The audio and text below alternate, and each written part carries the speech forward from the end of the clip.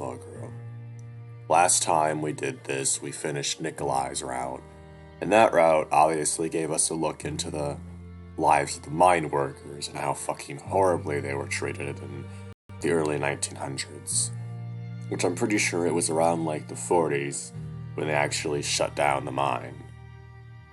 No, I don't think they shut it down. I think they from what I remember, they started taking all the resources to help with the war effort. I remember what Chase said at the beginning of Echo. But yeah, basically the miners were treated fucking terribly, and eventually scandals were finally solved. Like, not in this time, no, it was around, I don't remember, but it was later than 1950, I know that much. Lots of shit happened with that, but now we're moving on into a different route, where we will probably learn other things. And since I've already done the William one, I already have a save file for that, I'm not going to do William. I'm either doing Murdoch or Cliff. And personally, I know Cliff's route the most, so I'd rather not do his route. I'd rather do Murdoch's route, because that would give me more chance to see stuff that I haven't seen before. And it would make more genuine reactions, because if I did Cliff, I wouldn't really be doing it for the first time. Sure, I've done some of Murdoch's route, but I've only done it up to, a certain part. It was when they were in the dark room, and he had just, but I don't know. Anyway, let's start. I love this dude. I'm just, By the way, I'm gonna have to pause because there is going to be a sex between these two. You guys are missing out because Murdoch is oh my god. Alright, Murdoch, I'm gonna need some money. I'll give this Betty a shot. Fox stares at me a little taken aback, as if bothered by a stray thought. But if that's the case, perhaps you should, as you said, you're hurting for funds. Gives me that warm, friendly smile again and lilts in a sing-song voice. I'm still confident you'll lose. Really now? Pretty thing like you feeling flat all of a sudden? Color me surprised. Seems to me like you just got trapped by your own confidence. Fox lets out a one-note laugh and gives me a scrutinizing look. God, I love Murdoch. I'm merely making sure that you're comfortable with no guarantee to make any money tonight. Shake my head and cross my arms. I'd be much more cozy with seeing your money up front. Sentiments are lovely, but cash is lovely. Have it or don't you? Murdoch nods. He plucks a warm wallet from his vest pocket, producing a slip of paper. Spare pen, please. I've got one. Cynthia scurries over to Murdoch with alarming speed, wagging the pen so close to Red Fox's face that he recoils. He plucks it gingerly from paws when she stops wiggling it. Stare at Cynthia. She grins and flicks her gaze beside her. Cliff watches the scene unfold before him fretfully. Oh, I actually feel fucking bad. Sorry, Cliff, you'll get your time in the spotlight. You're spending the night with that other bloke, then? He sure is. Don't you worry, handsome head. There's plenty of Sam to go around. Fortunately, this means you spend the night with me instead. Well, I do wish to ask you some things about the Meseta tribe. Feel a powerful resentment from the glare to the woman sitting on the couch, silently staring at Cynthia as she holds her arm out to Cliff. We can talk about anything you like, but first, tell me more about Batavia. She guides me out of the room into a dark corridor with a slight bounce in her step. Okay, so the thing about that is, I'm pretty sure Batavia is supposed to be in the Netherlands, so it's a Dutch country, which would mean that Cliff is Dutch, which is funny because I have Dutch blood in my veins, because from my grandparents, and I also have German blood in my veins from my grandparents. My mom's parents are the German side, my dad's parents were the Dutch side, De Vries and Grazer, yeah. Very, very different word. Very different last names. Anyway, Murdoch gives Cynthia a bewildered look as she leaves, and she proceeds to write in the slip of paper. I walk forward, watch him as he scrawls. It's his check. My eyes widen. That's the amount he promised, all right. He hands the paper to me and winks. It's worthless without my signature, so don't get any ideas. Study the check closer. There's an area in the corner for notes, and all it says is, for impropriety. Now I can't go back on my word. I hope you'll take this seriously now. Stare again at the amount of money in my grasp. Certainly enough for a train ticket. Not enough to live on for much longer after, but there's no question in my mind that my luck will turn around if I can haul my ass out of this town. Just seems a bit stupid to leave a paper trail for this. But then again, nothing you've done seems particularly bright. He shrugs at me. I'm not careless with the notes I write. Besides, if William likes you, I don't think I have much to worry about. Except William doesn't know everything about me, does he? Let's just get this over with. Okay, time for pausing. See ya, fuckers. Okay, not yet, apparently. Murdoch is sprawling with his arms held behind his head and his left leg crossed over the right. Hands are folded on my chest. I have to touch myself to remember how rough the padding on my skin is. Just gentle taps and subtle squeezes to practice my grip.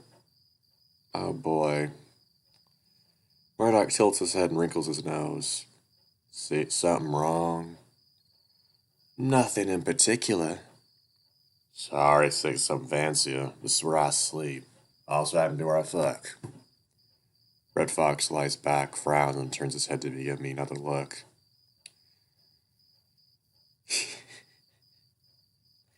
Ah, yes, the one of the exceptions that breaks the rules of Fox Eats. I'm just joking. Oh, yeah. Yeah, my persona is a fox, you know. Not a red fox, but like still a fox. I had to share a room with both my sisters growing up. This is fine. You barely know me, but you seem to think I'm spoiled. Now I feel myself frowning. Well, no offense meant, but aren't you? They're offering about a week's worth of pay for one night like it's nothing. That's about a week's worth of my pay, too. I'm just a salesman. My family owns our business, and I'm not guaranteed to inherit it. They aren't exactly on the same financial footing as the Hendricks. Well, who is? Suck at my teeth. Who knows if the railroad keeps bringing businesses here. Maybe you'll find if you stick around long enough. Can't be too sure that I will make it out with your mother tonight. He smiles. Fair enough, but you haven't asked me why I'm confident I'll win. Still haven't even asked for your conditions, really. But I figure if you run out of time, then I'm winning regardless. And I'll hold you to it. You know the reason I crinkle my nose because I can still smell 'em on your bed. Feel some blood rush to my cheeks. You shouldn't be talking so frill about my clients like that. Nothing I haven't smelled before. I stop by that one's office enough times in a week. I'd warn him, but I don't exactly have that sort of... His eyes list over me. Well, let out a big sigh and twirl my paw. Well, leverage, I suppose. He adjusts himself in his pillow and stares at me. It was odd to me that your scent was missing. That is to say, you still have a scent, of course, but there's a particular trace to... Fox is blushing now, as if he doesn't wish to say seed. No, now Murdoch is the one sighing. As you said before, you're in the business of pleasure. I wanted to give you some too. Bit tired of business, though. Fox moves over to my side of the bed and stares at my chest. Mind telling me what makes you happy, Sam? Lots of things make me happy. Rain in the spring, genuine laughter, good friend to keep me warm. But I almost died because I shared the truth with a stranger. Because I fell in love with him in less than a week. That's not love.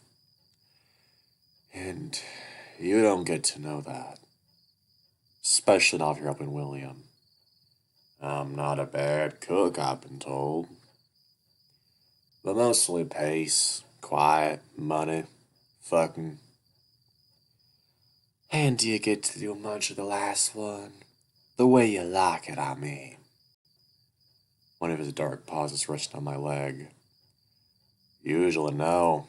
Mouth and read more often than most between my legs. Okay, wow. Not sure I'm telling him this, but I don't particularly want to talk much more. Can't get stupid again, at least not this pathetically quick. Okay. He's rubbing the sides of my legs and I grow up in the fabric, cutting my muscle. Heat from his paw sinks into me. Shut my eyes and feel that warm spread of my inner thighs, tingling. So there's a frosty graze of smooth metal across the side of my belly. What the hell? Flex mumbled something irately under his breath. He was on my camera.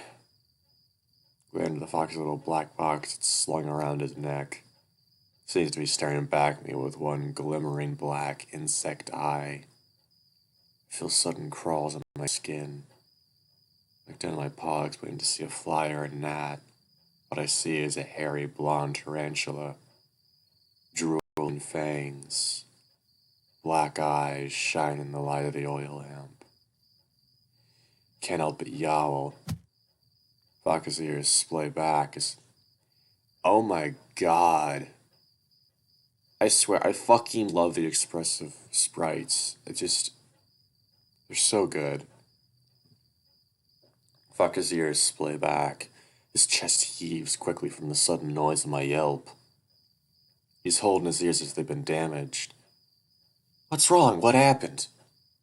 Back down when I realized I'd been looking at my hand.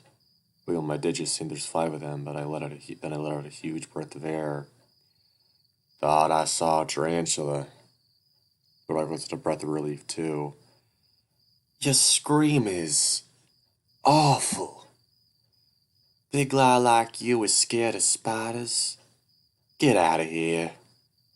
Wouldn't be surprising if you did see one, though. They're common around here.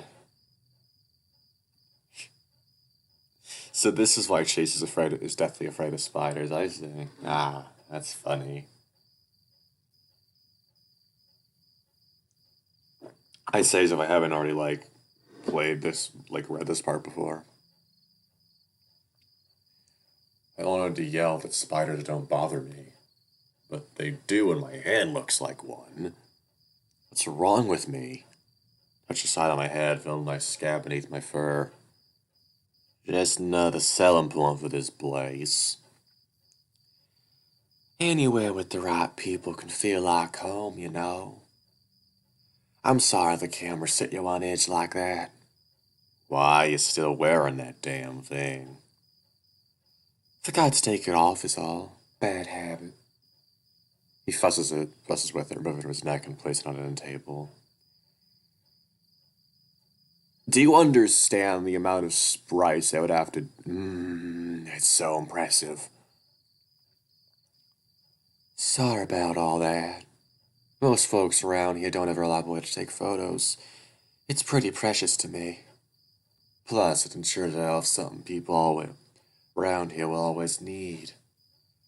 But enough about all that. I've talked your ear off. Here, Russell Farrick as I watch Murdoch slip out of his vest. I think it's about time he was something more comfortable. Next goes his shirt, revealing white eyes that blend into his russet fur as they reach his sides. Ooh. God, he's hot. Anyway, I guess it's time to pause now. Okay, I just have to pause here and say that Murdoch is really fucking sweet and cute, and he's such a good character. The terms of his bed are that Sam will finish before he does. Fucking hell, dude. This art is fucking creepy. I hate it. Well, Sam lost. Murdoch made him come first. That was fucking good, though. There was like some really funny lines in there, and it was just really well written overall. Like, wow.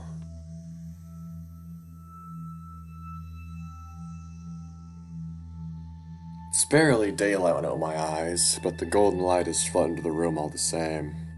Murdoch's tangled up with me. His arms are wrapped around my chest, and his tail is curled around my legs to keep me connected with him. Somehow, our little night of passion positioned me on the side of the bed, facing the fox's camera.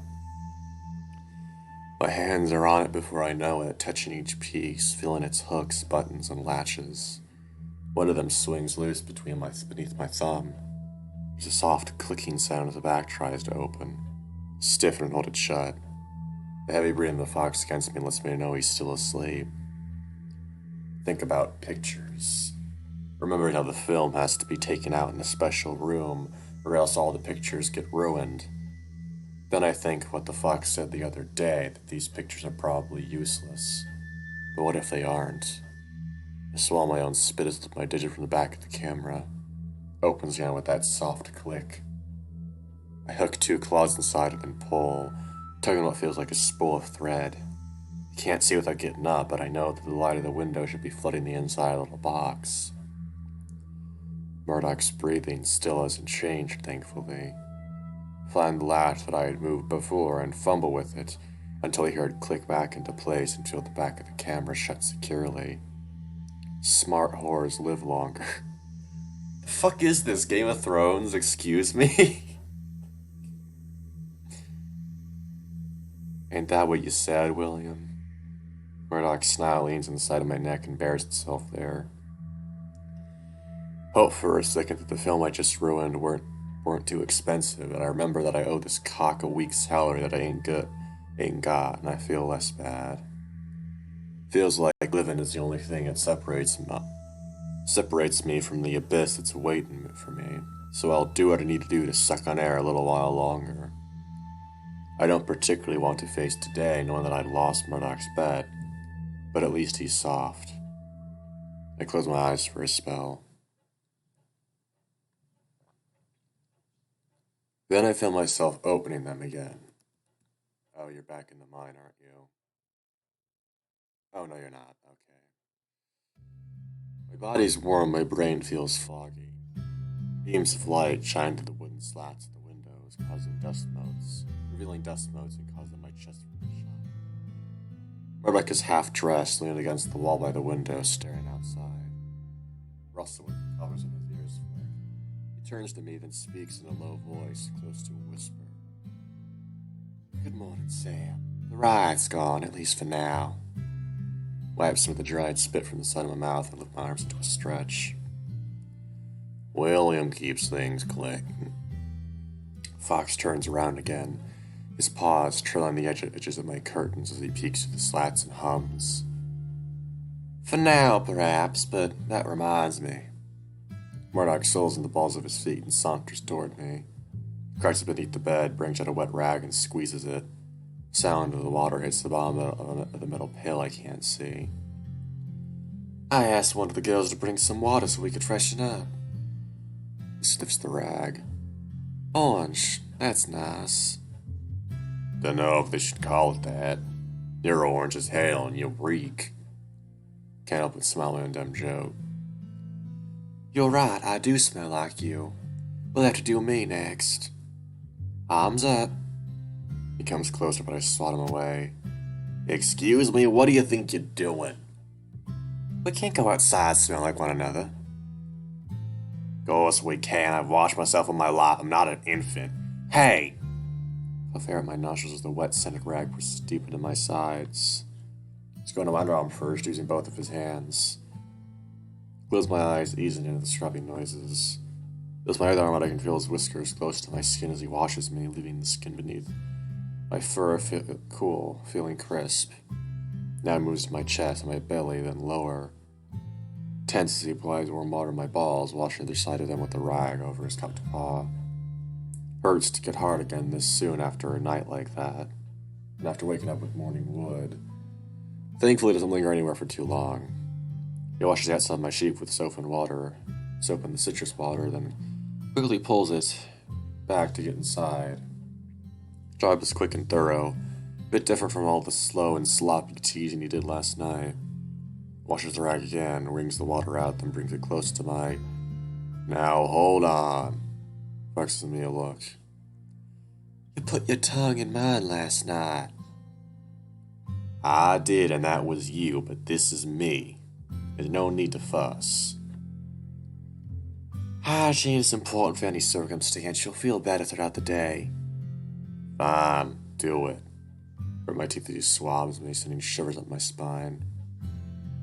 Rag doesn't feel that different from a tongue. I'm not doing you, though. Murdoch avoids my gaze. Took care of that before you got up. Head to the outhouse before the sun came up. I don't ever remember him leaving the room, but the pail and the water had to come from somewhere. I need you to get my bag, Sam. Fine. Sits in front of me, curling his thick tail to get it out of the way. Take the rag from his paw and start to scrub, getting his fur damp and shiny as I rub the water into his skin and wash away what's left of the previous night as best as I can. Muscles on his back and shoulders shift as he lets out a sigh.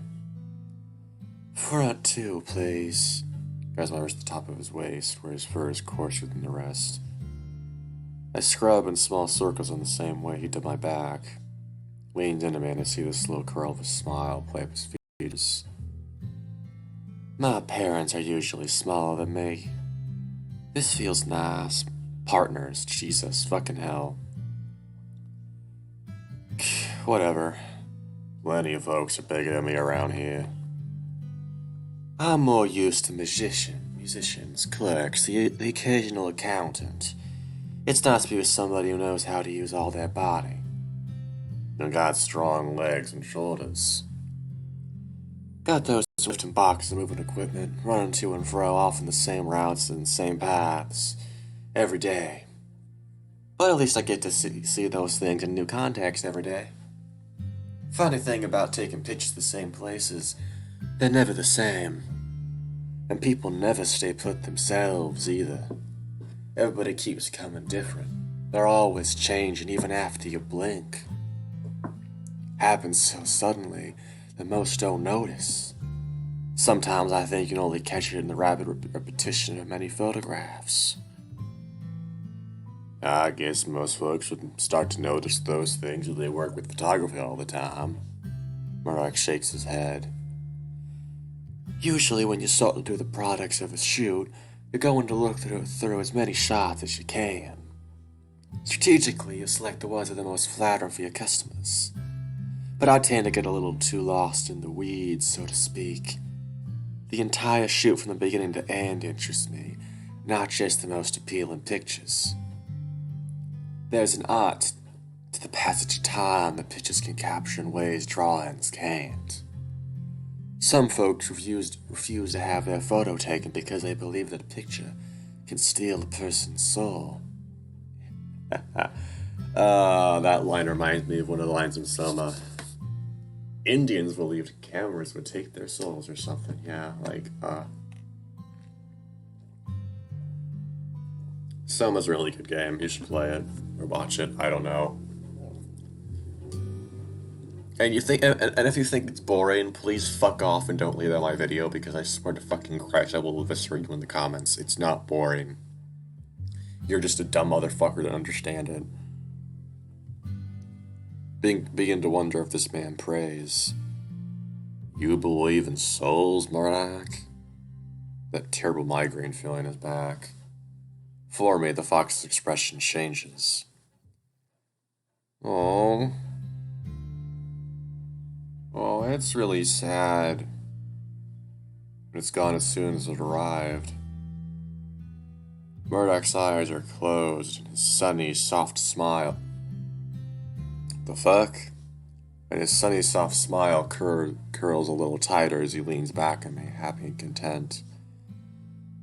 Souls, well, yes, but I don't believe a photograph can steal a soul and keep them prisoner. But there's no doubt in my mind that photography can show us things that the eye cannot catch. Memory is unreliable, but notes and photographs generally catalog the truth, as best we can interpret it. Fox pulls a thick wall from his pocket, pulls what looks to be a packet of matches until I make out that it's just a stack of small papers bound together. As he opens the papers, they reveal a moon with eyes and a mouth. Oh, the first film ever made, yeah, Journey to the Moon. Deftly, he bends the pages and starts flipping through them. The moon's smile widens and her expression changes as if she's right in front of me. Space appears in front of her and crashes into the side of her head, yet first film ever made. Little pilgrims in fancy clothes populate her surface until monsters with spears appear, chasing them. Photographs can bring to life some of the most interesting lives, too, when they're put out of order and placed in convenient places. Light in the room shifts from a dusky gold to a clearer brightness. Damn, we're really running out of time together. So you'll be leaving and expecting payment. Fairly soon, yes. So regarding our arrangement, here it comes. You don't really have the money to pay me, do you, Sam? Damn, that came out of nowhere. My ears flick back and my brow furrows. Now, what makes you say that? There's really no reason that he should know that I don't have the money to pay him. Oh, I just realized it's 420. 420, 2022. Cool. Before you woke up, I looked in your vanity for a brush to get the clumps out of my fur. Come to think of it, he was awake for God knows how long when I was sleeping. He could have done anything here while I was asleep.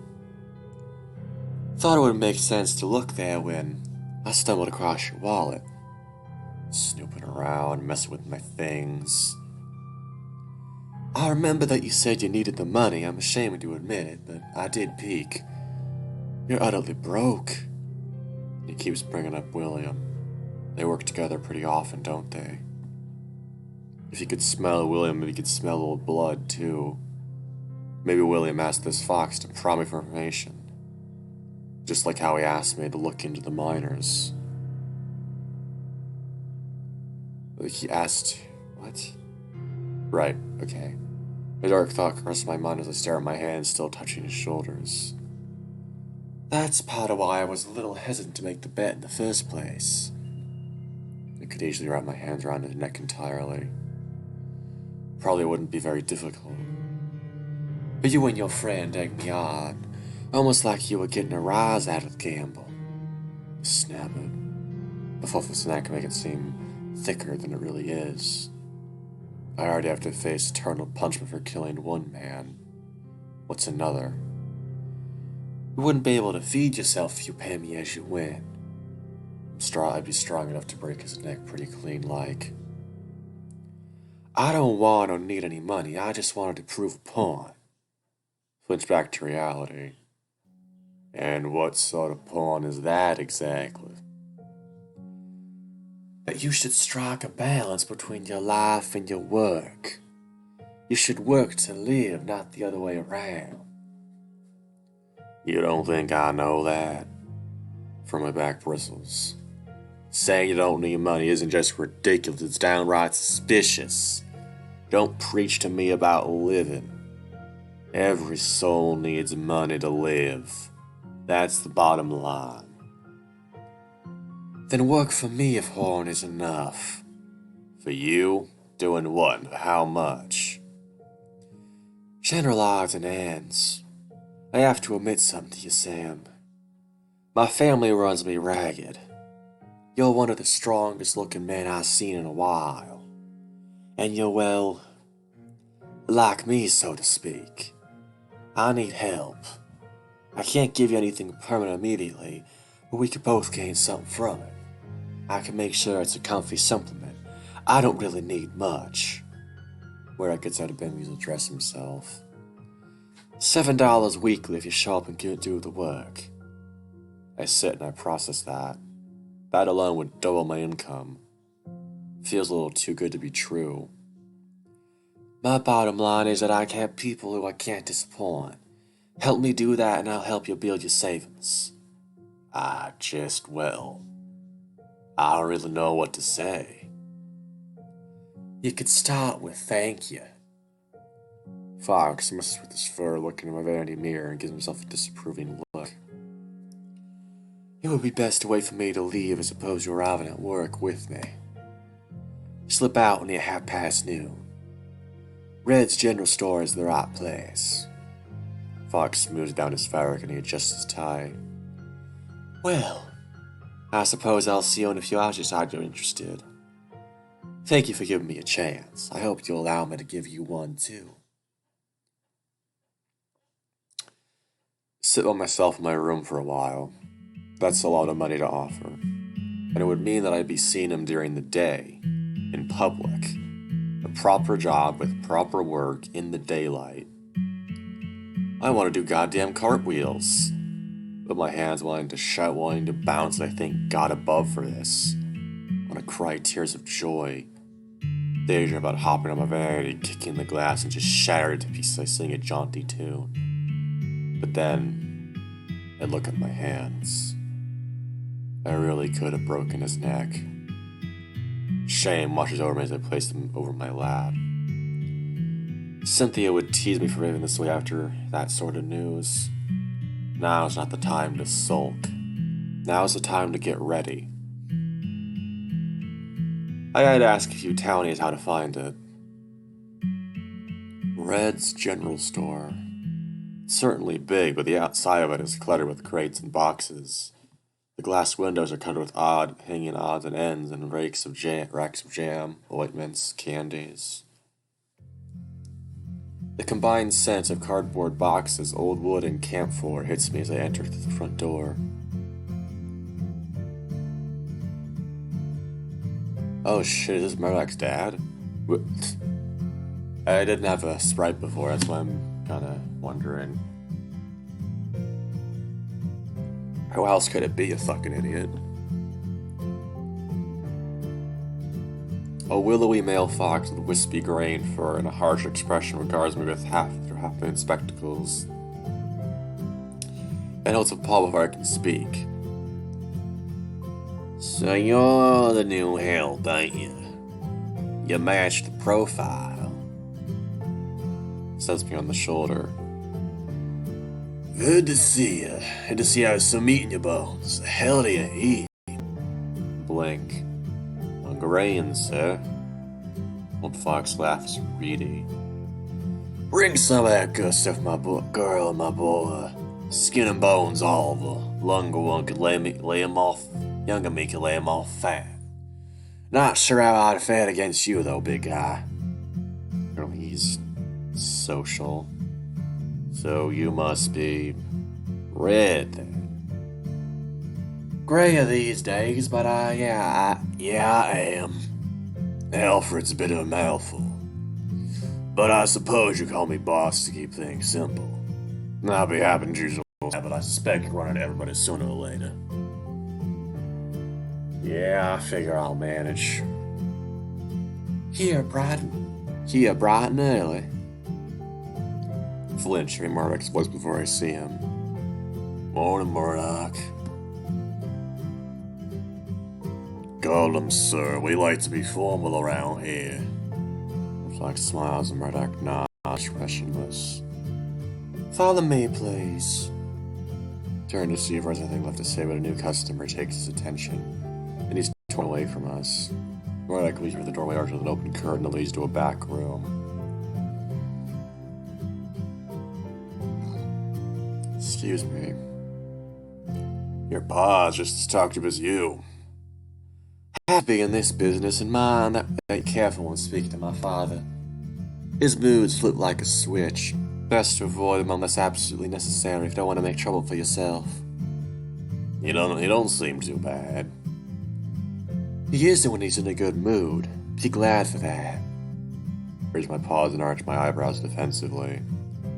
Well then, sir, what's the first thing you'll have me do today since we're gonna be busy? Not special, really.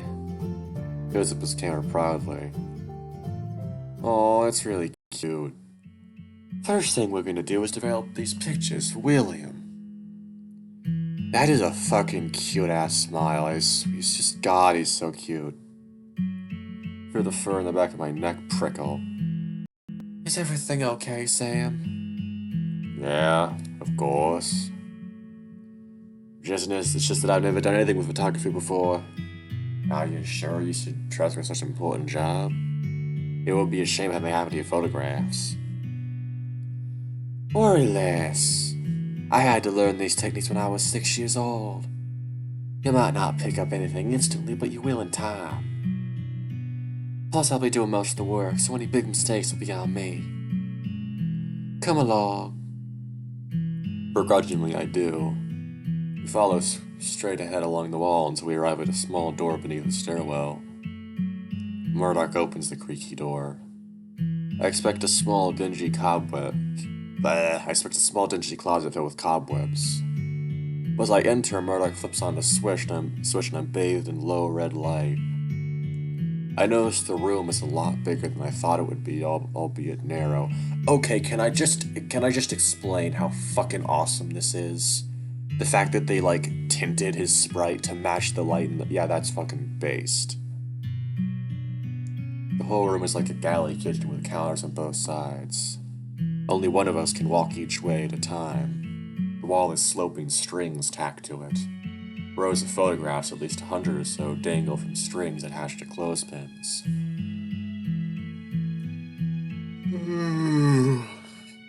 Sorry, I woke up at 10:30, so... You know... It's harder than I would have expected in here. I can tell Murdoch spends a lot of time here considering it smells a little like him. Fox passes me and we sidle against one another.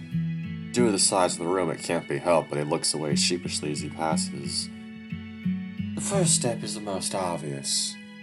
He moves the cord of his camera from off his neck and fills with his camera, opening switches with his digits.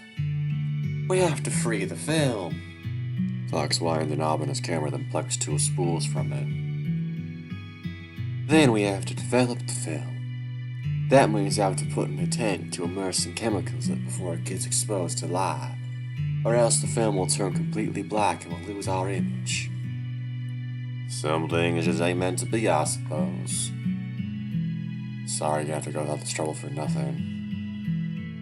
But at the end of the day, you'll live. So will I. Fox grabs a black cylindrical case from one of the counters and opens it, taking out a spool and a smaller case from inside of it. I can pull just a little bit of the film out from the canister. He lines a shiny sheet in front, snipping some of the edges off with a pair of scissors. Ever wondered why film strips have serrated edges? Not really. Same here. Not really. It's so that the film can be loaded in the dark. He attaches the edge of the film to the small tan, cylindrical canister with spiral openings. Once the film is loaded, you turn the sides of the disc back and forth, listen for the clicks. He pulls the film into the case, winding it slowly into a spiral. Now hit the lights. Why? It's important, I'll tell you after. I don't really like it, but I do what he says. Usually when I turn off the lights, it's just dark, and that little bit of sunlight still dimly lights the room. But here, we're in complete darkness. Adrenaline pumps in my blood as I remember the mines. Hold my hands in front of my face and I can't see them. Listen for breathing as in my own or the fox's, and I swear that I can hear it. But I can still feel Murdoch's arm rubbing against me while he's fiddling with the device. Wonder for a moment if the room was soundproof. It could be a useful thing to know for the future. Just in case. I said you can turn the lights on now, Sam. Flip the switch back on and we're once again awash in red light. Murdoch is holding a tall black canister and places it on the counter. My development tank here has a special lid. I can pour water to the top to rinse out the film, soaking it. That will prevent air bubbles during the development stage. We have for 2 minutes while Murdoch stares at his pocket watch. Now we get out our developer and fixer. Fox bends his knee to reach the cabinet below and pulls out 2 jugs. We buy both the fixer and the developer in bulk in powdered form, but it's okay to reuse the liquids for a while once it's prepped. Since we store the solution in these jugs, we won't have to waste time preparing a dilution in new powder mixes. Prepping a what? Fox pauses and hums. You know how when you make a jug of sweet tea and you have to let it soak for the whole day? Naturally. Well, far less of the tea diffuses if you set it in a jar for 2 minutes. That's some really weak tea. Right. So the fixer and the developer have to be different solutions to do their jobs properly. He puts a pair of rubber gloves and opens the jug labeled D. Developer goes in first. This makes the images in the film start to appear. He flips the developing tank, emptying it of water, draining it down a sink. The water looks dark and murky. Then he picks up the open jug, and pours it into the top of the container's lid. Now I can put it in. This developer takes 9 minutes, we have to watch it carefully. Can't we just leave and come back later? We could, but then we risk overdeveloping the film, and we can lose a lot of details in the final product. That's why you have to apply a fixer after development. It stops the chemical reaction and makes the film permanent negative images. Since we have to wait for 9 minutes, I suppose I can explain dilutions in more detail. Let's go back to the sweet tea comparison. If you always measure out your sweet tea in the jar with 2 tea bags, that steep for the same amount of time, you always make the same concentration of sweet tea.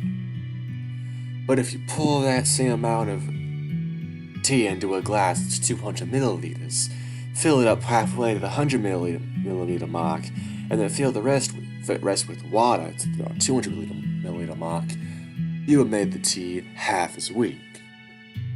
I can find too how strong or weak a solution is this way, and if you experiment with concentrations, sometimes it can lead to better, faster results. It's easy to make one large solution and then dilute it to make many smaller ones instead of remixing your powders every time. So here's the question for you.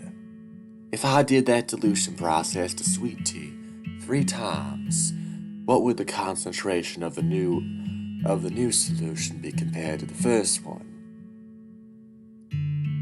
Okay, so if you did it 3 times, that would be half a quarter it has to be half a quarter.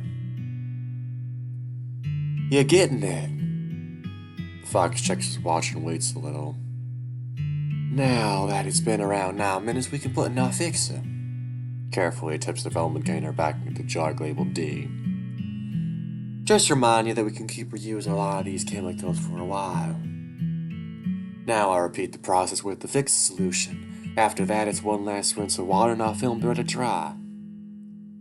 I watch the Fox withdraw the motions again until eventually he's unscrewing the top of his development tank and pulling out the tall tan spiral cartridge inside that held the film. Murdoch unspools the film as if it were black ribbon and studies it. There's some disappointment on his face. Something wrong? Nothing serious. One of the shots got ruined. Just one? Fox paused. That's a fairly common issue. I took 2 shots of everything, so there's nothing to worry about. Of course you fucking did. Son of a bitch. Watch me switch out the film and tack each end to a hanging corkboard. We have to let these dry slowly, or else they might curl up and distort in the enlarger. Stare at the film now tacked to the wall. One of the areas in the film shines as black as a dead beetle. When we come back in a few hours, I can show you how we turn those little strips into something you can hang on a wall. Till then, come on, let's go. Fox jerks his head and slides past me, letting white light flood into the room when he opens the door and turns off the red light. can't see the film anymore. You want to sit there in the dark until the film's dry? I grunted and found out the door. I suspect that I can slip away from him at some point and mess with the film as it dries, but would it really be worth the risk? If I'm caught in with evidence, I'll be more obvious that it already is I'm involved. My thoughts cease when I hear the small click of Murdoch inserting a key into the doorknob. Fuck.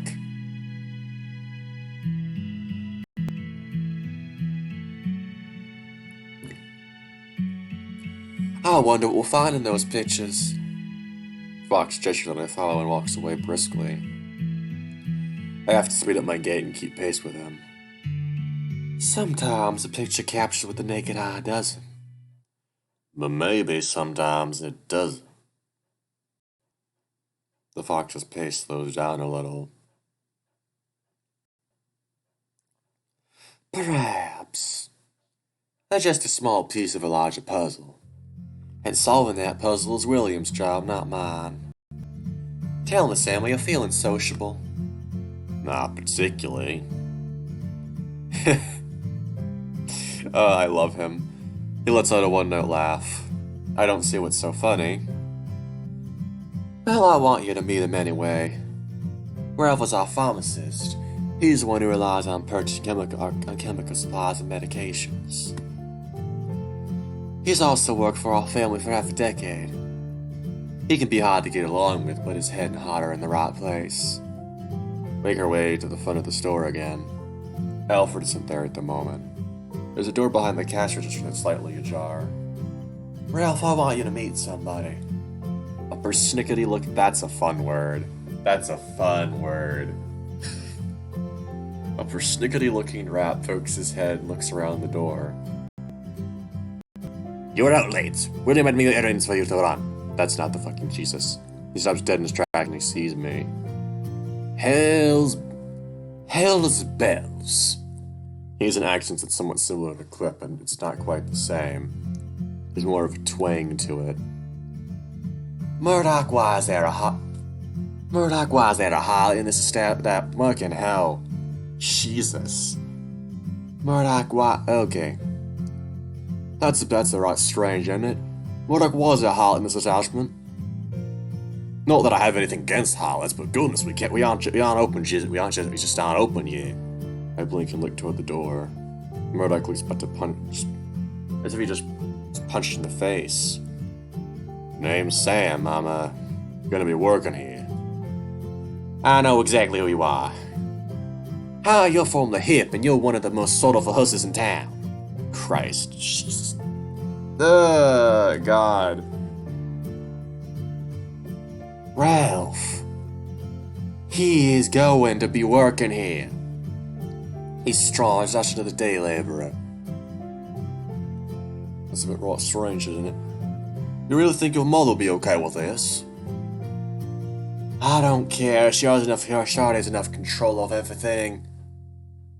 And your father was okay with this. God, why can't I fucking keep it? You know what? Fuck it. I'm not doing what they said. I'm gonna come my own fucking voice with this fucker. Of course. Why wouldn't he be?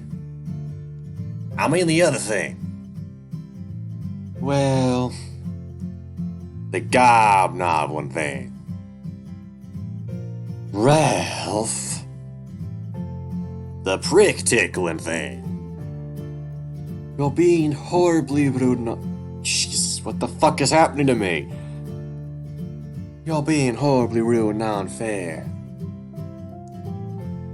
Easy now, I just know you exceptionally well. Apparently not as well as you think you do. Rat's making a jerk-off motion there with one paw. Nothing can go poorly for... Christ almighty. Nothing can go poorly for the Burns in this town. Why am I doing fucking Yao's voice? Christ. I was making a jerk-off motion with two paws. Let's see how far we can push the envelope. Okay, that's good for him. Sort of feel like I want to crawl into a hole and die right now. But somehow I also want this job more than I want that. I feel obliged to point out that I noticed something. If it's that you're not the only whore in this room, that's hardly a breakthrough.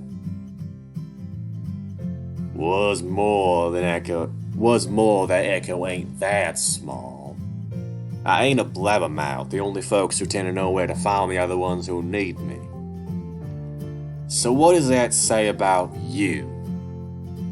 Murdoch is smirking, doesn't have a thing. Right, sizes me up. Not a damn thing. I wouldn't openly confess if the walls were closing in. But you have to admit you do stand out. You can't chase somebody out of here because they're too attractive, Ralph. Rat raised his arms frantically. Can't I? A bit ritzy for this place, isn't he? Rat puts on an official voice. Excuse me, miss, would you like this enormous sweaty sculpture with glistening abs to get your flower for you, or would you just like to stare at his ass? As if we have that many misses shopping establishment in this town. That's enough. Welcome or you don't. Working here would earn me more money than anywhere else, and elsewhere. The most money I've earned in my life. I don't believe that for a second, mate. Okay, there it goes, finally. You're in over your head, mate, and it's only gonna get ugly if Mrs. Burns sticks her nose into this.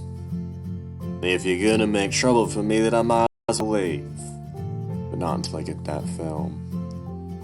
I ain't trying to be a shite, but that would probably be best for everybody. Except it wouldn't be best for me. Fox is oddly quiet, oddly calm, his voice barely more than a whisper. Alright, I only work here for a day, then I'll make myself scarce. No. You'll work here as long as I need you to. You deserve a chance at some financial stability. He doesn't miss a beat. Do you even know this guy that will approach? God, what the fuck? No, I don't, Ralph. Because knowing somebody takes time. And I don't ever seem to get a chance at that because you're the only queer friend I'm allowed to have in this godforsaken town. So what is this really about? I could've just done that without hiring the bloke. Because I'd have so much free time and free reign to speak to whoever I want to. Trillian walks away from us and slips outside the door. Ralph lets out a noise of disgust and starts up a sing-song tone. Just thought I'd pop in and say I'm hiring the town bicycle. Jesus fucking Christ. Shite ass. Just thought I'd pop in to say I'm hiring the town bicycle store immediately. Thank you for your concerns. Don't think I'm letting you off for knowing my name. Sort of, but we've both been oogling you for months. A bit of a different situation when you're the Archon, you're suddenly a co-worker, especially when you're trying to keep a low profile here. A lot of folks come through here. Folks will get curious if words get out that you work here along with some of the other work you do. I don't welcome curiosity. Let them be curious then.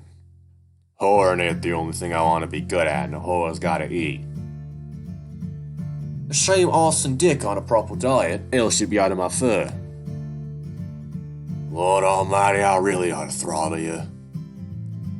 My king, my gentleman, please don't threaten me with a good time. I imagine like he's doing a fucking, I don't know. I swear, why can't I fucking do an accent for him properly? Listen. No, you listen. Murdoch is good inviting people in. I'm good at sifting through bad investments. I don't know why you're here, but don't make yourself a bad investment.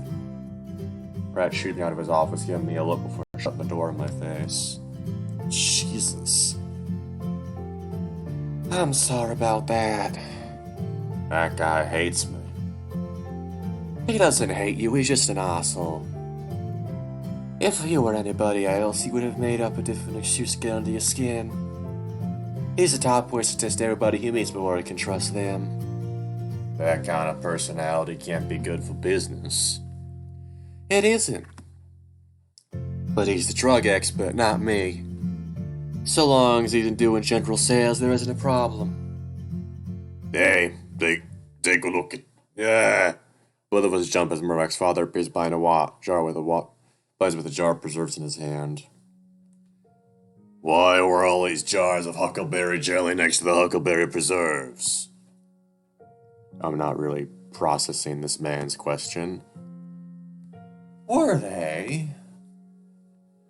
Mr. Mercer doesn't like it when we put the preserves and the jelly together.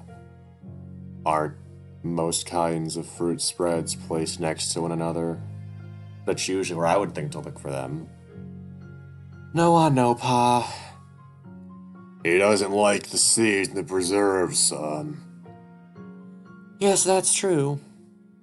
The reason he doesn't like the seeds is because he says they feel gritty in his mouth. He says it makes his sandwiches feel dirty. You're right, I'll fix that right away. Fix it right away? How can you fix it right away? You're supposed to be getting ready for the yearbook shoots at the school. That's on Monday. Today is Friday. I know what today is. And I know it'll take you 2 halls of the school to get back to get all the canisters and the organizers that you'll need, along with a box for all the order forms. Which is traditionally why we set up on Saturday. Except your mother is vetoing that this year. Oh right, this bitch. Fucking hell, I hate his mother. I hadn't been told. Well, now you know. This will enable tightest security on the premises. Can't have us working with friends the day before the Sabbath. Oh, fuck off.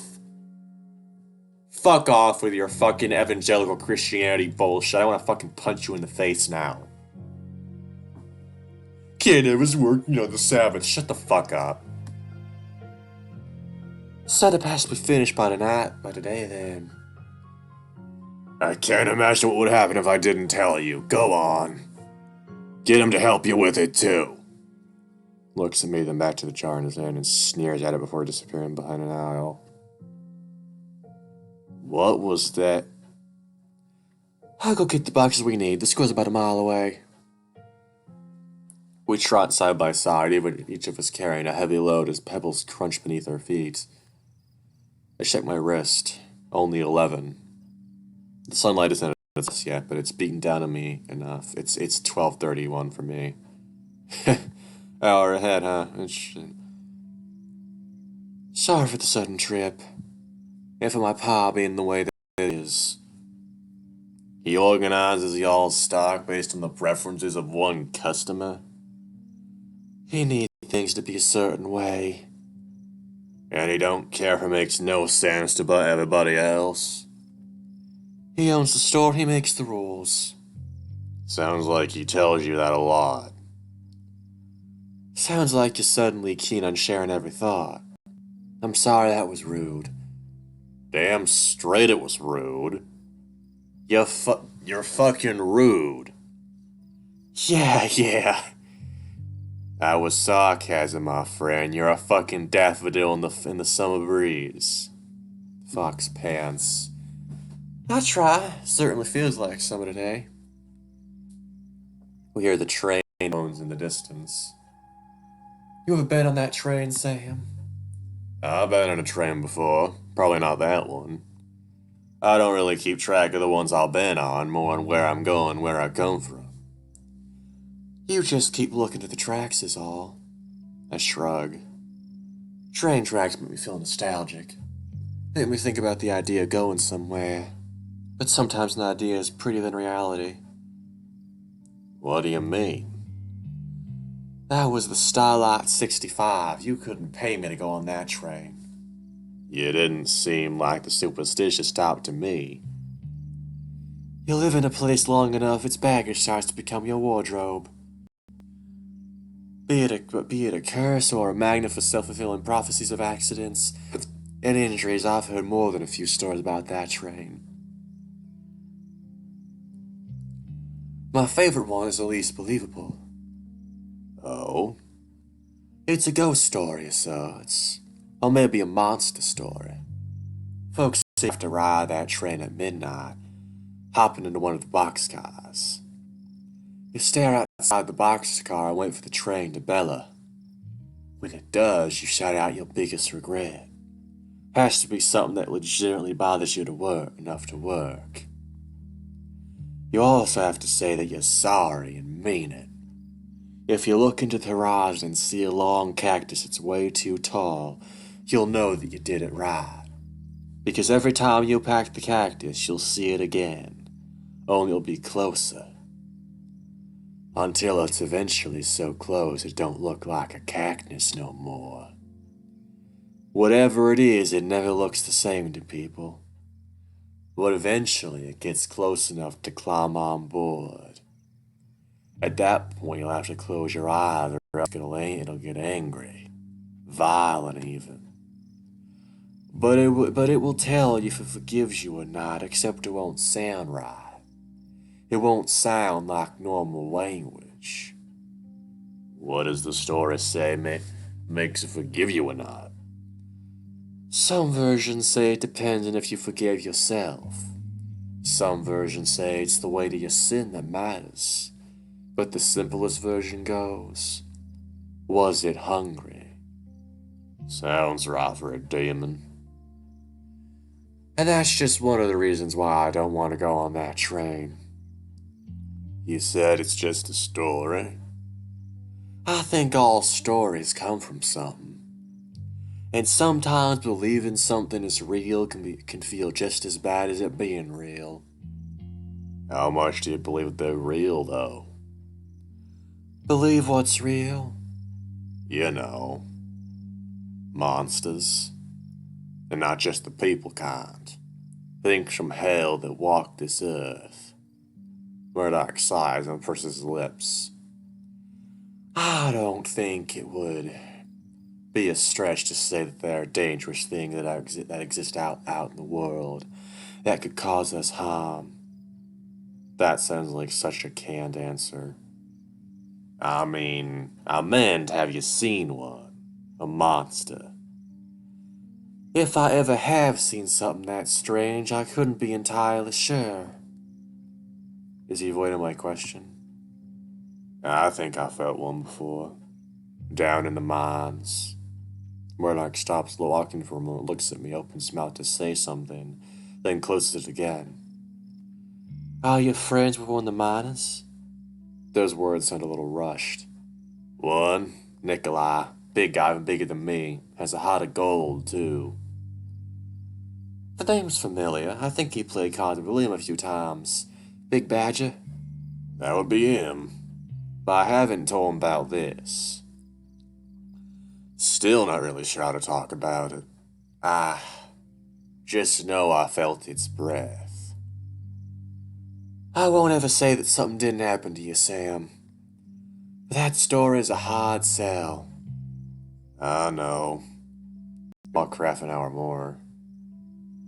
Oh my god, hi there. I swear, every time I see this fucking building and it's actually in order, it's so fucking weird. This is the school that was in it, that like, oh, that's fucking, I love that. I love that they connect the games like this in certain ways. I feel surprised when we make it to the schoolyard. I have never seen the school before. The edifice stands two stories tall and two doors down the center. Two tall doors down the center. I hear stern voices call from the windows, and the chorus of children's voices responds as we step inside. A wizened lizard sits in a booth in front of the stairwell, looking at us past her horn-rimmed glasses. Her voice is a hoarse rattle. Please date and sign the ledger in the appropriate time. Murdoch places his box on her counter and picks up the fountain pen. Order forms. Murdoch grunts and nods. Herb isn't here today. I'll need to distribute these if we intend for students to take them home tonight, Burns. Yes, ma'am. Could my associate assist me? She opens a drawer and places two large circular pins on the counter, each sporting large V inside an engraving of a cactus blossom. Keep the visitor pins visible at all times till you stay on the premises. Photography will take place in the auditorium as usual, but it will be prudent to get those order forms first. Thank you, we'll do that. The wooden slides over the window close. I follow Murdoch down the left corridor and we turn a corner, coming to a large door frame. Inside is a dark auditorium with rows and rows of seating, with a small stage in front of us, covered by a red curtain. If you set your box in here, I can unload my equipment while you take care of the order forms. Right, how should I go about that? Peep into every classroom. Leave a stack of 15 papers. First floor is the elementary school and the middle school. Second floor is the high school. You'll need fuel as you go up, so it light and low if you start with the younger classes on the bottom. The stairs, as you recall, are in the middle of the school, but there are more on the right, left, and right side of the building. If you leave a stack of order forms, I can follow up on any of the classrooms you might miss. Leave him with the stack like he asks, and brings the box through the school. My body feels a little too tall and wide for this hallway. The first room is the hardest. Stare at the silent row of tiny faces, scratching verses on the chalkboards, before an austere voice greets me. Blush and give her a stack of papers before leaving without a word, leaving a vexed and angry look on her face. Chalkboard scratching sounds follow me as I leave the room, move on to the next, leaving stack after stack amidst awkward introductions and terse nods. I don't pause until I make it to the second floor. I see Murdoch's large, fluffy tail inside one of the door frames, and I feel a little disoriented, wondering how he beat me here without seeing him pass in the halls. Until I get closer and see that the tail belongs to a vixen. The raven himself is horse that croaks the fatal entrance of Duncan under my battlements. Come, you spirits that tend immortal lots, unsex me here and fill me from the crown to the toe. Topple of direst cruelty. The vixen's gaze snaps suddenly to me. She holds up a clawed finger and I feel myself flinch. A moment, if you please. Her gaze snaps back to the students in front of her. What does the passage mean, Blath? One of the students, a black cat, speaks up. She has summoned the unnatural, become something other than the role of lady, because she will commit murder when her lord cannot. Why is the intersection of the roles lady and murderer unnatural? Why, indeed? Titters sound from the back of the classroom. The vixen tutted. In the mind of the poet in the midst of his world. Do not speak. Write. Pages turned and inkwells clattered on the desks.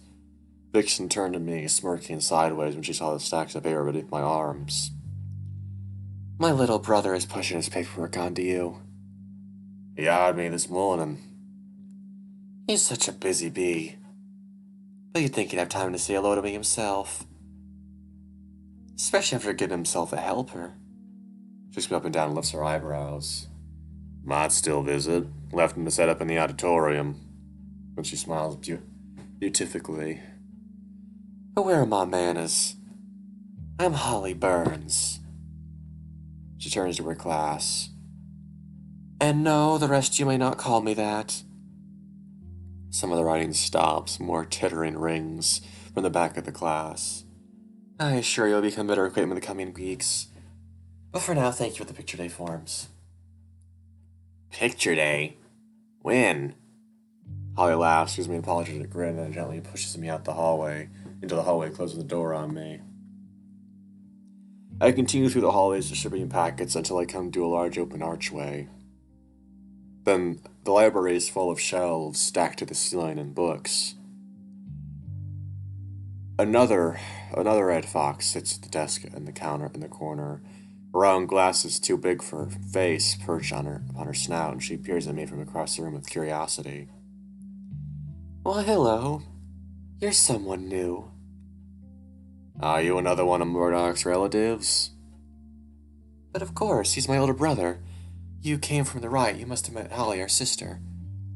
I'm Dahlia. I tend to the books here. She looks back and forth and lowers her voice and speaks to a cupped paw. But my real job is upkeeping the observatory. My paws are a bit pop tight at the moment for something like that. But y'all have a setup like that here in a school? We do. The grant was from the governor 5 years ago. Few students master their theory Earth but take for it to qualify for astronomy classes. But I can assure you that the few who do get the experience of their lives. Why are you whispering? Because didn't you realize? We're in a library. She giggles and looks down, sobering her expression. And also because I don't mean to come across as ungrateful. She lifts her wrists, shakes them, scrunches her snout and smiles. Are you alright? Heavens, yes, I just have a lot to be excited about. Okay, I don't suppose you have any students present needing a picture day form then?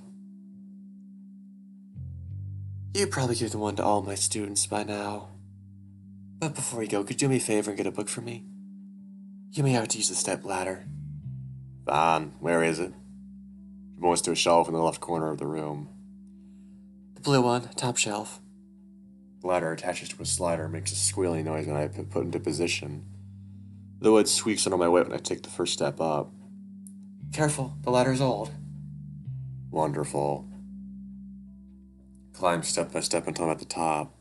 Grab the book and pull it from the shelf. And then a page slips out. Oh!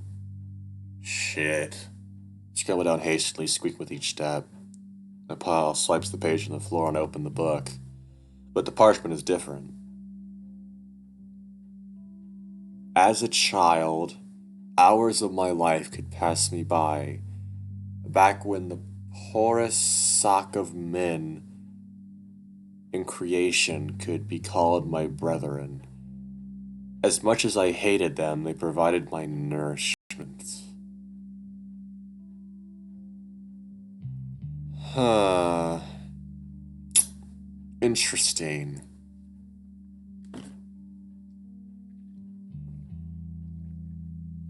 The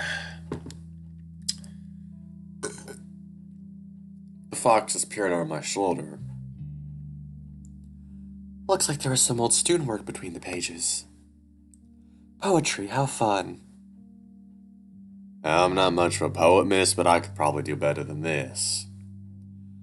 No need to be sour, sir. A good poem makes you think. And it looks like there's plenty to think about here. Why don't you keep it?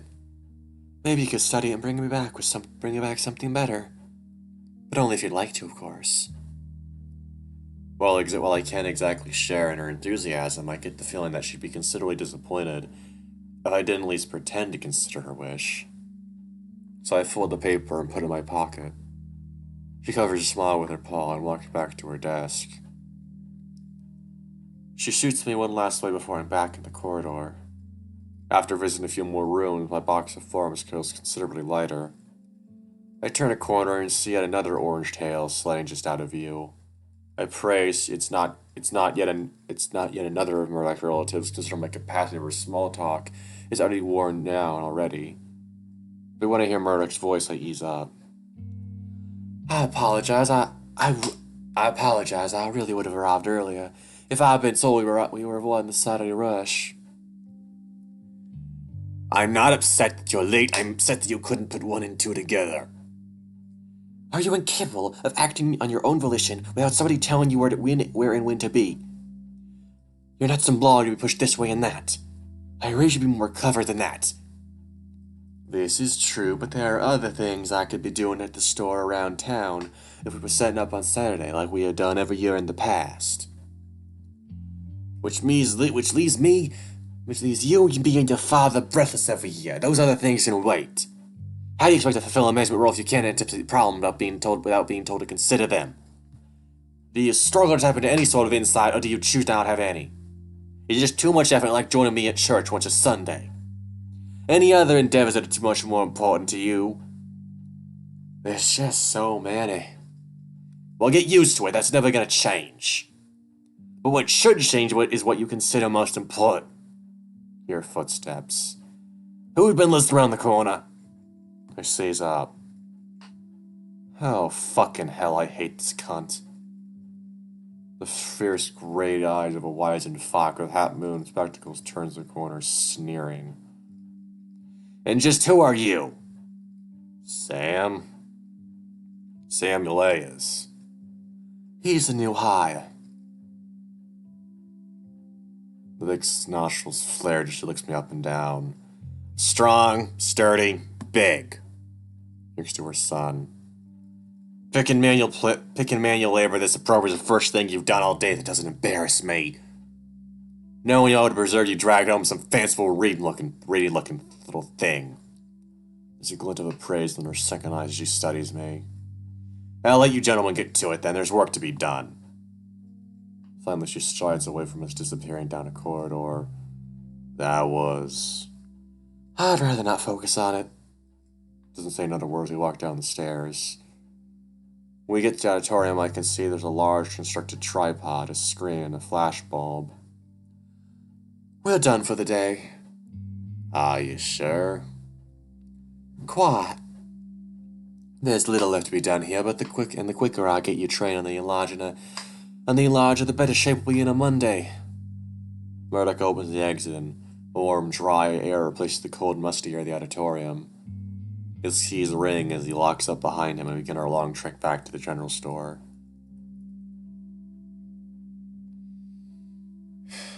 God, I fucking hate his mother so much. I hate his fucking parents, honestly.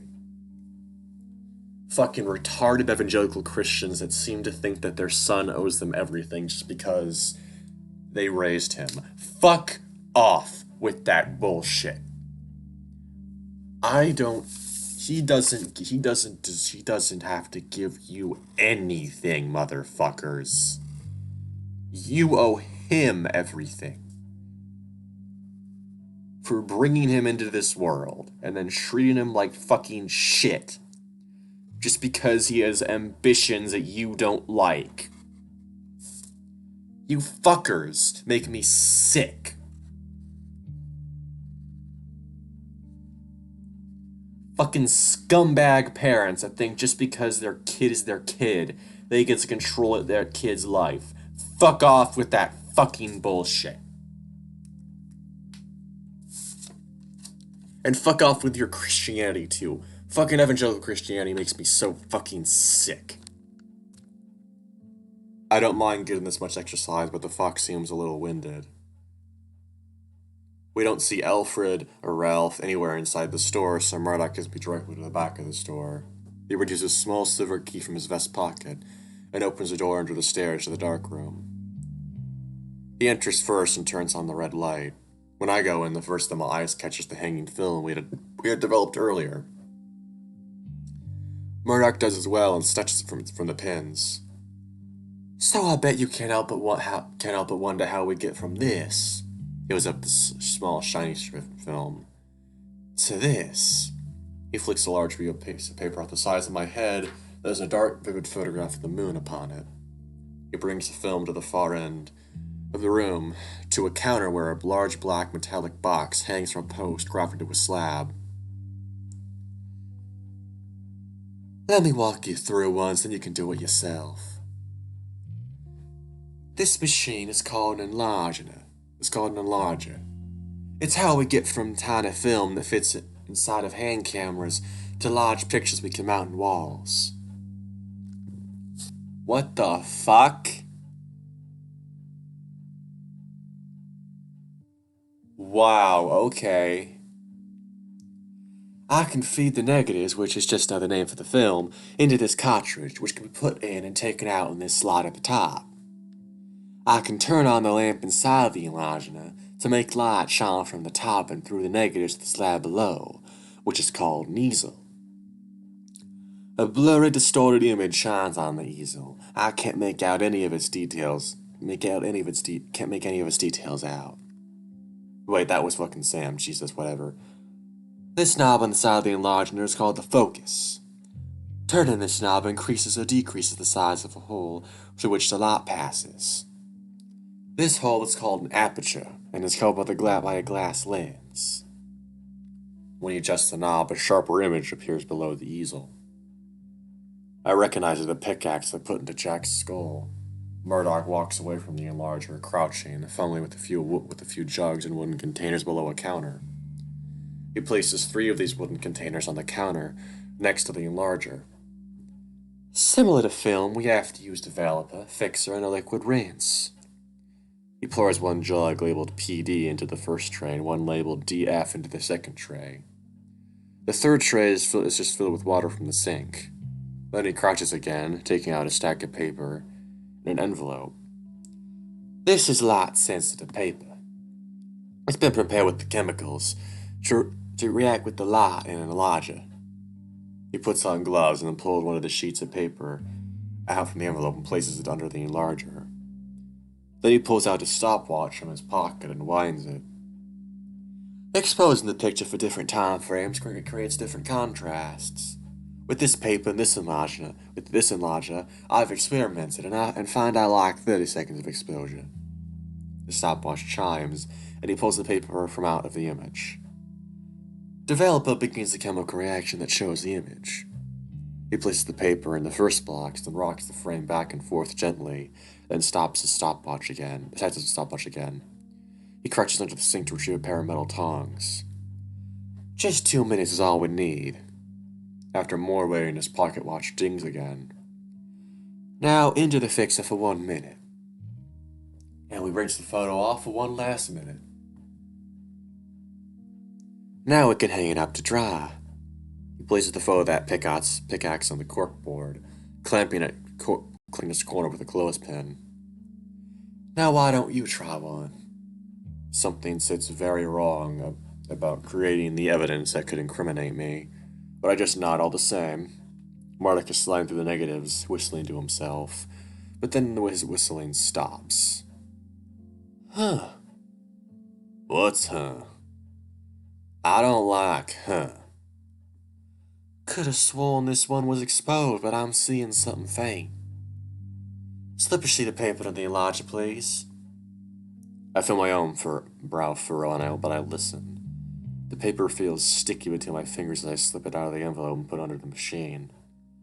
If we overexpose this, we might be able to pull something out from the contrast. He sets his pocket watch and both stare at the paper, watching it darken. The stopwatch rings. Just like we said, I put in the developer. I rock the container back and forth.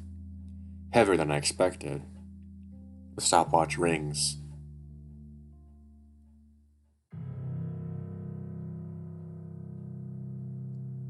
Well, there it is. Fuck. I try not to look at the image as I take it out of the developer, but Murdoch does. I avoid his expression, plucking the photo from the developer. Murdoch keeps setting the time for me. Into the fixer it goes. I rock it back and forth. Stopwatch rings. Now for the rinse. I grab the tongs again, plucking the photo, not looking at it, not looking at Murdoch. I rock it back and forth. The stopwatch rings. The stopwatch rings. The stopwatch rings. Sam! Time to hang. You haven't been responding to me. Oh. I feel like the blood is rushing out of my head, like I've been upside down and now I'm right side up. I'm sorry. I just need you to answer me. Answer you? What do you see? What do I see? In the picture. In your hand. I take a look. My insides freeze. Oh my god, no. The fucking eyes are glowing red. We already know what this thing is, though. We already fucking know what that is. Please. Just tell me what you see. I swallow. I don't know what I'm looking at. It all looks wrong to me. Do you see trees? I look back down at the photo. I don't know what I see, but I see no trees. I turn back to Murdoch. For a split second, there's a strange look in his eye. Confidence. Then it goes back to that distant stare. I do not recall ever taking this picture. He plucked it from my hands and hung it from the wall himself. We have worked enough today. Go home, Sam. Why go? I just need to think about some things. Does it have anything to do with me? Not really, no. I don't know why, but I believe him. He doesn't sing the tune of an angry, sorrowful man. Feels more like excitement than exhaustion. I can tell, for one reason or another, that I needed to let him alone. So I step away, and I do. Mostly because I need to get away from this room as fast as I can be. His voice calls to me as soon as I pass through the door. You'll come back Monday, won't you? I'm not so sure if I will. Even it might let those photos slip into William's hands. Of course. I say this, put on my best smile, which was stupid considering you can't see it and it's fake. Okay. It's a weak goodbye. Even has a bit of finality to it. I don't know how and I don't know why, but I intend to prove its dismissal wrong.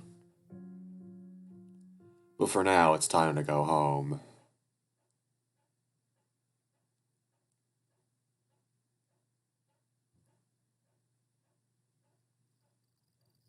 Murdoch Chapter 2.